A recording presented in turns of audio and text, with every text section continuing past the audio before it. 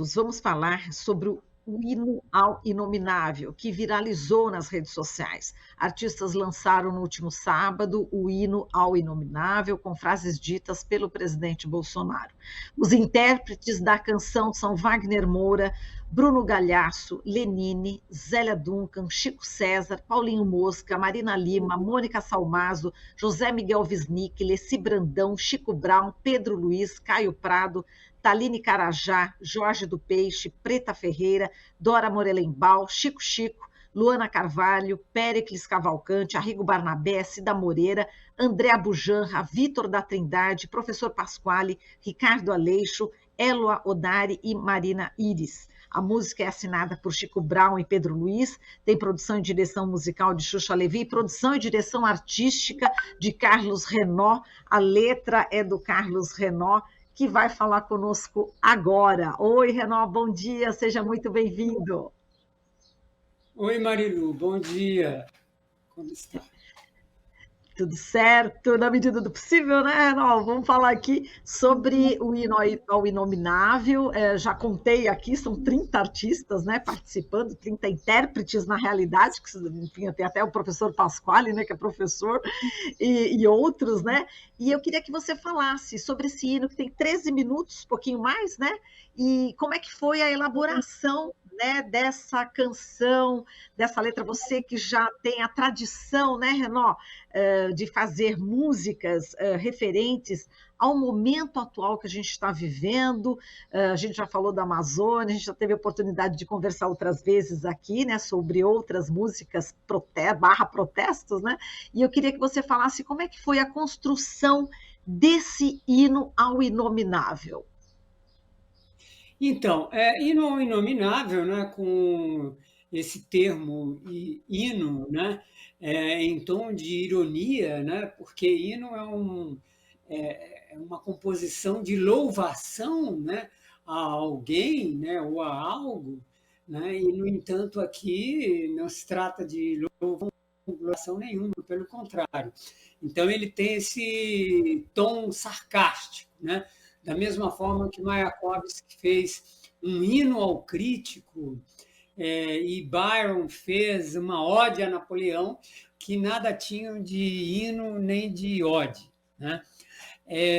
Mas acabou se tornando um hino de fato, porque hino no sentido de que muita gente, né, está curtindo e está se emocionando e introjetou em si, né, a mensagem essencial que quisemos passar. Eu, autor da letra, o Chico Brown e o Pedro Luiz, autores da música, e não só, né? Xuxa Levi, o produtor musical, que fez um trabalho brilhante, maravilhoso, né? De grande competência e criatividade, assim como os músicos, a banda, a participação especial do Jaquinho, do Jacques Morelenbaum, no cello, né? Mas tudo isso, de fato, começou com a letra, né? Que é uma letra longa, é a mais longa que eu já fiz, tem 204 versos, né? É, e que eu comecei a fazer antes da pandemia. Já idealizei e comecei a fazer. A grande maior parte dela foi feita na pandemia, mas enquanto eu fazia, eu tinha em mente deixar algum espaço para resolver nos últimos tempos, porque a série de absurdos, né, pronunciada e feita por esse homem que não é apenas um mau presidente, ele é, antes de mais nada, uma pessoa má, ruim, né? Um ser humano de péssima espécie. Né? Então, só podia dar um presidente péssimo, né? E que nos leva a nos perguntar como nós, brasileiros, elegemos isso, né? Como mandatário da nação. E foram meses e meses de pesquisa, de seleção das coisas que ele falou, né? Porque o número é bem maior do que o que aparece nesses 204 versos, né? O número de frases absurdas. Né? E houve essa seleção, E, no final, eu acho que a letra foi belamente musicada, primeiro pelo Pedro Luiz, né? E Uhum. depois o Chico Brown complementou. Exato. Renan, acho que durante a nossa conversa, vamos reproduzir aqui trechinhos, né, desse hino para justamente ambientar aqui o pessoal. Tenho certeza que todo mundo que já está aqui no jornal já ouviu, já viu o clipe, mas a gente vai aqui ilustrar um pedacinho, um pouquinho, aos poucos, né? Vamos pedir aqui para a nossa técnica, né, soltar agora um pouquinho, uns segundinhos, para a gente continuar aqui nossa conversa. Pode ser? Pode. Vamos lá.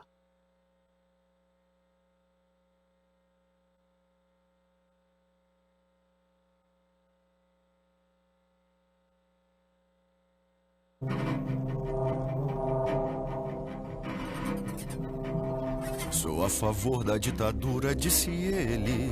Do pau de arara e da tortura concluiu. Mas o regime, mais do que ter torturado.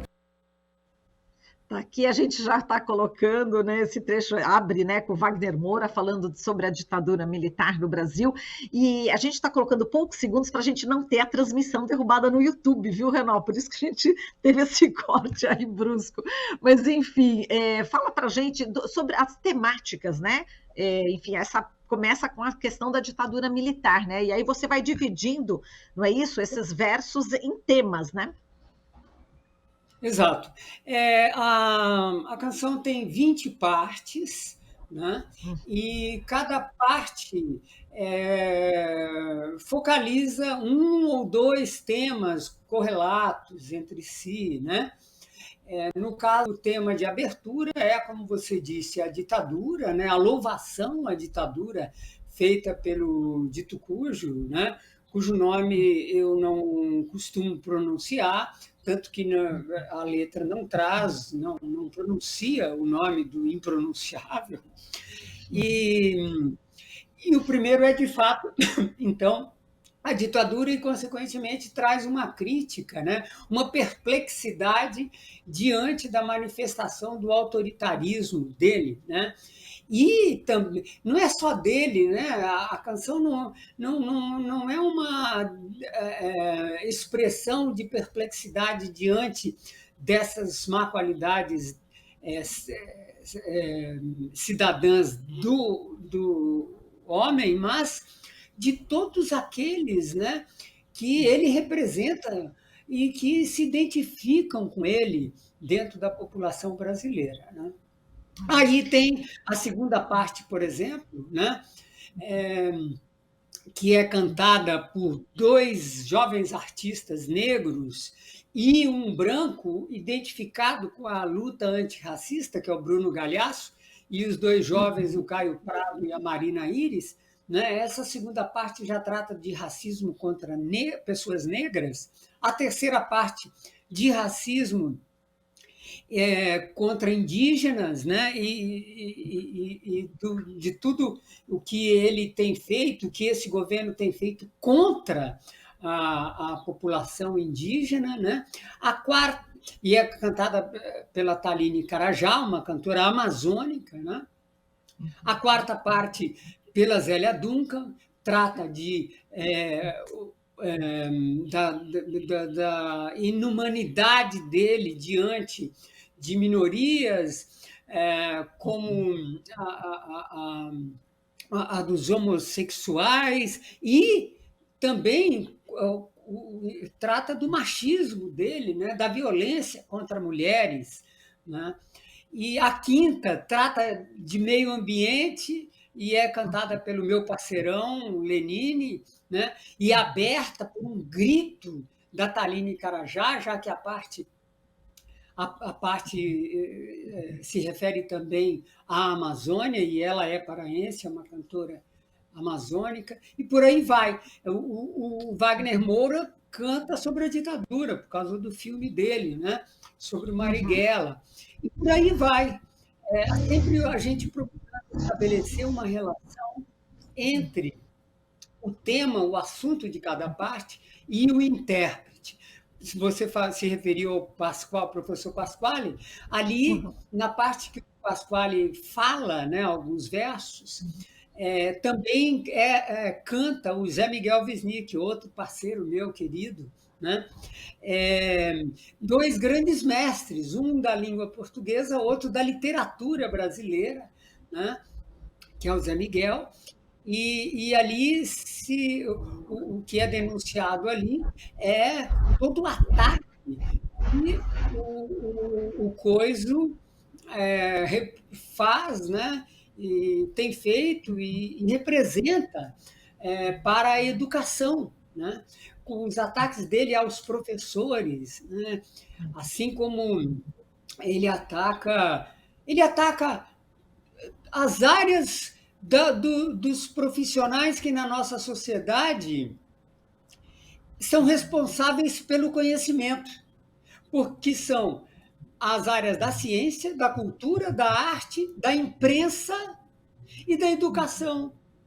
Então, alguém que ataca o conhecimento é a favor do quê? Age a favor do quê? Da ignorância, que é o que ele tem, né? Nunca fomos governados por gente tão ignorante. Bom, vamos soltar agora um outro textinho do Hino ao Inominável e a gente já volta.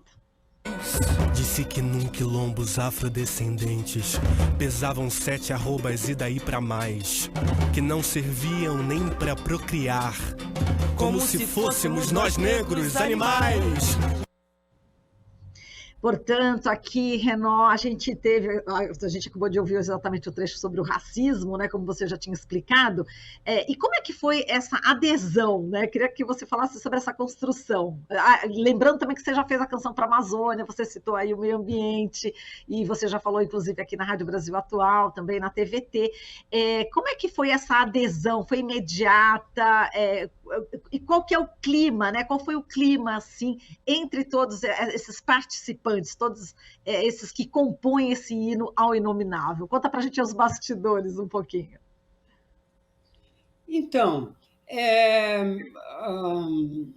a adesão dos que acabaram participando foi imediata e a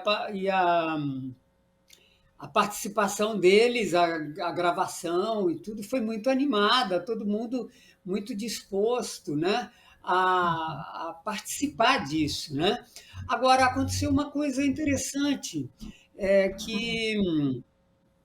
que foi a dificuldade de muitos em participar por causa de agenda. Nós vivemos assim uma espécie de efeito colateral da pandemia, porque o que não se pôde realizar, fazer durante a pandemia, o que inclui compromissos, shows, apresentações que iam ser feitas, acabaram por ter que ser feitas nesse ano, né? E também parece que aquilo que, para compensar o quanto não se fez, né, se acelerou o número de apresentações, de eventos, né? E isso fez com que a agenda de muitos artistas não permitisse que muitos convidados pudessem participar, entendeu? E mesmo alguns participaram assim depois de rever se dava, se não dava, enfim, aconteceu isso. Entendi. Agora, a gente está perto das eleições, né, Renan? E tem aqui o refrão que é cantado em coro, né? Quem dirá que não é mais imaginável erguer de novo das ruínas um país? Eu queria que você falasse sobre esse momento, né, que a gente está vivendo e esse lançamento, né, desse hino aí, alguns dias antes da eleição, o impacto, né, que esse hino pode trazer para a gente. Então, todas essas canções de caráter engajado, que, ao meu ver, constituem a parte principal do meu trabalho de 20 anos para cá, né, ela nasce de uma necessidade interior minha, elas nascem de uma necessidade interior minha de fazer, de expressar o que eu tenho em mente, né? acabam, no caso da maioria delas, servindo a campanhas de organizações, de fundações, etc. E, no caso aqui, a intenção era de contribuir para um processo que levasse à não reeleição do cara, né? E eu acho que, nesse sentido, ela está cumprindo o seu papel. Havia uma necessidade minha, né, e de todos que participaram, entre os quais, aliás, eu não posso esquecer o coletivo Bijari, que fez um vídeo, o coletivo é brilhante, tem uma atuação artística e política muito interessante. Então, a intenção de todos era fazer alguma coisa.